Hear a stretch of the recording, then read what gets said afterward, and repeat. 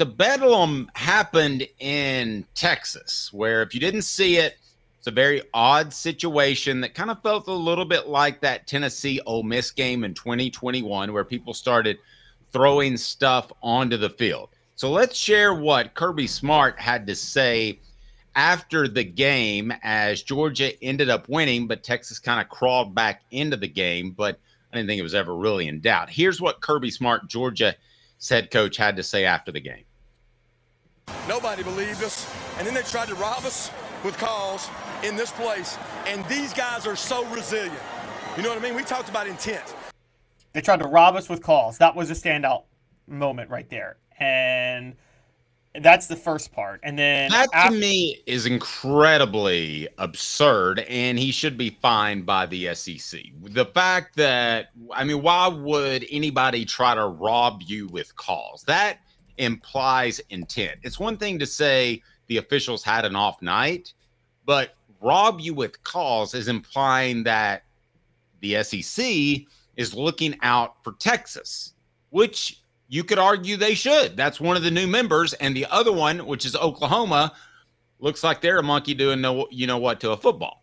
So, I mean, there's reason, if you wanted to jump in line and be a conspiracy theorist, that Kirby Smart saying the SEC is giving preferential treatment to Texas because they want them to be big, and they want them to be big in those Texas television markets. So that to me is way off base, because the moment, Caleb, and I think I mentioned this to you before, and we talked about Pete Rose a second ago, if I ever believe that college football is the WWF and that it's orchestrated and laid out, that's when my days of covering that sport are over. So that's like the one unforgivable sin that you have just suggested after a game that the SEC might have been a part of. Yeah, and so I'm going to play this next thing, because this is all related to, there was a play where a pass interference was called on a Texas defender where the Georgia receiver clearly made contact, and it was a terrible call, and refs were consulting, and Texas fans got really mad and started pelting the field with water bottles. I mean, just throwing it all over. And then refs ruled off the call. Then Kirby Smart said after the game, this is what he said about that whole situation after the game, regarding that specific situation, and that's where the whole they tried to rob us with calls came from. Called it on the wrong guy, which it took him a long time to realize that, you know. So it's one of those things that I don't know what I'm allowed to say and not say, so I won't comment. I want to respect the wishes of the SEC office, but I will say that now you've set a precedent that if you throw a bunch of stuff on the field and endanger athletes, that you got a chance to get your call reversed. So for those who didn't hear, because I know the audio was rough, he said we've set a precedent where if you throw a bunch of stuff on the field and endanger athletes, you can get your call reversed. Okay. Bank on it. Kirby Smart's ego needs to get checked at the door. Brought to you by Commercial Bank, member FDIC. Commercial Bank, life made better. Bank on it. Kirby needs to take a step off. Commercial Bank is your neighborhood bank. What makes us different from other banks? We understand that every customer has unique opportunities, challenges, and financial concerns. We don't expect you to fit into the same box as the next person or business. Whether it's purchasing a home, saving for your child's future, or planning for your next vacation, we're with you every step of the way to navigate life's big decisions. Commercial Bank.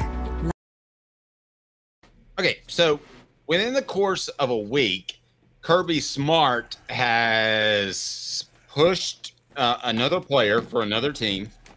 He has then asserted after the game that his team was robbed. And then after that, he went ahead to say that the players were in danger. Well, they weren't more in danger than what your players have done in sports cars running the roads in Athens, Georgia. Is he already to the point where he gets preferential treatment by the SEC, where he can say what he wants to and there's no pushback? Because I thought he should have been suspended or at least fined for pushing the Mississippi State player. These comments aren't very good either, but is he above reproach? Has he reached a Saban level? Because Saban could say whatever he wanted to, and at most he would get a phone call from the SEC office, but there was never a fine or a potential suspension at play. Right. Let's unpack this a little bit. So theoretically, the officials did what they're allowed to do. They're allowed to consult on a penalty and pull up the flag if it's a bad flag. And it would have been a bad flag, honestly. I mean, it would have been a terrible pass interference that would have benefited Georgia heavily. So for Kirby Smart saying they tried to rob us, they tried to rob you by overturning a flag that would have robbed Texas. You know what I mean? Like that's the ridiculous part. However, with that in mind, and just for those that don't know, it was not overturned by replay.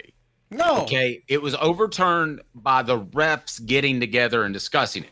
Now, one could argue that they got together and discussed it because they had extra time because Texas was acting like a bunch of jackwagons throwing stuff on the field. Well, but I think they would have held up the game and made that decision either way. That's where I am at, but I'm going to ask you, Dave, just honest question.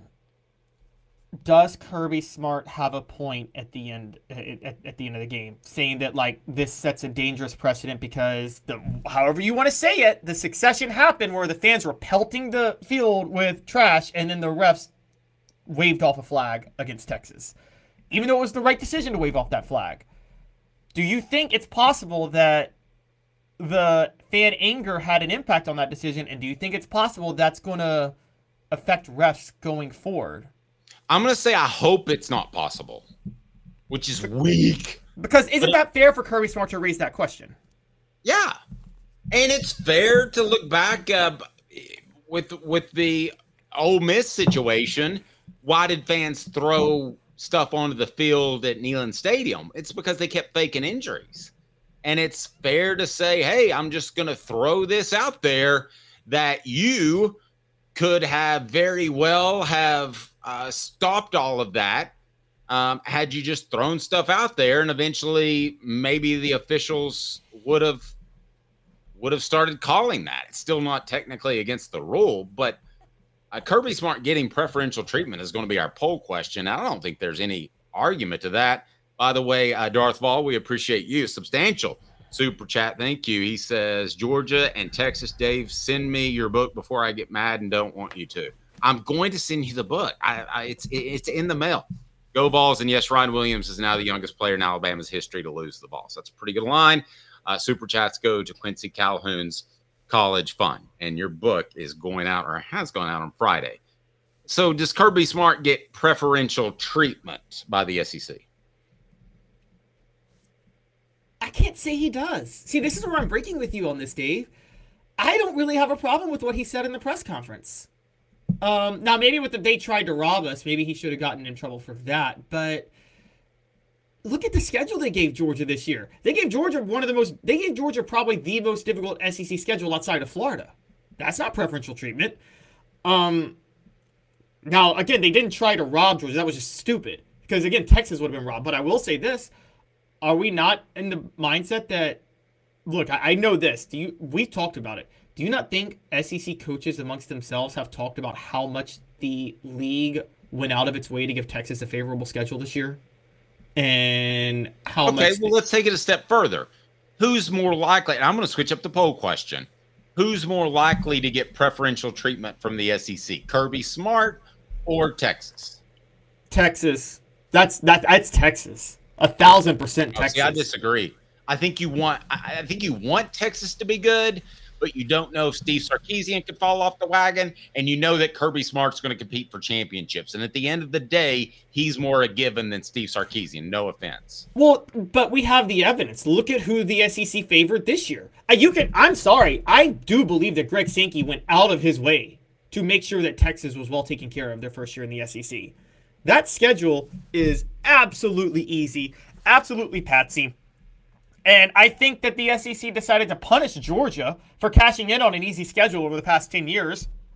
By the way, not their fault. They've been in a really bad SEC East. The SEC is the one who made the divisions in the first place.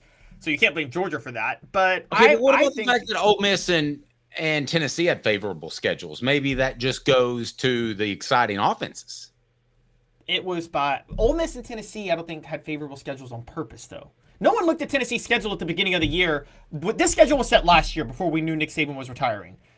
No one says, oh, they put Alabama and Georgia on Tennessee's schedule and a trip to Oklahoma. No one looks at that and says the SEC's trying to protect Tennessee. They're not saying that they're trying to hurt Tennessee. They're not out for Tennessee, but there was no evidence that they... I don't think people knew. We knew, but I don't think the SEC knew Oklahoma was this bad. And I think there was still the thought that Alabama and Georgia were the two powers of the SEC, and Tennessee had to play both of them. I mean, Texas was going to have to play somebody between Georgia and Alabama and Tennessee, and it turned out they get to play Georgia and they get them at home. It was very clear that Texas got the easiest draw you could possibly get outside of Missouri for an SEC schedule this year.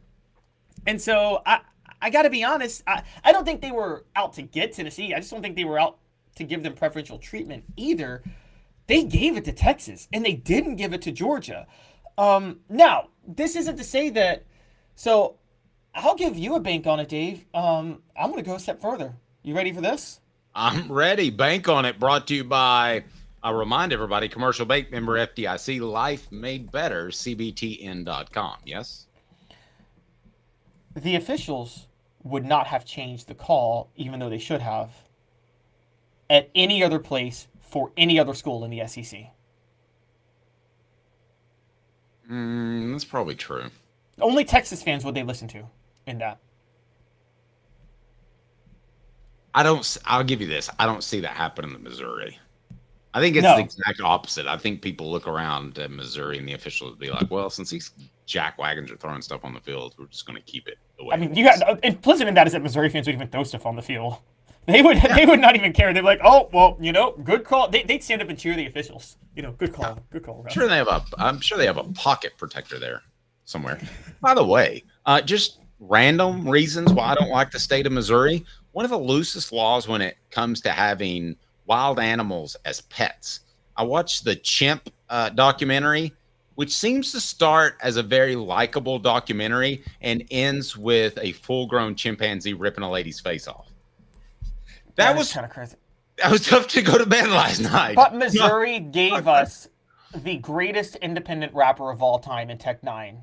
So they gave Hound Dogs of Knoxville champions look good in orange. I guess Tech 9 does as well.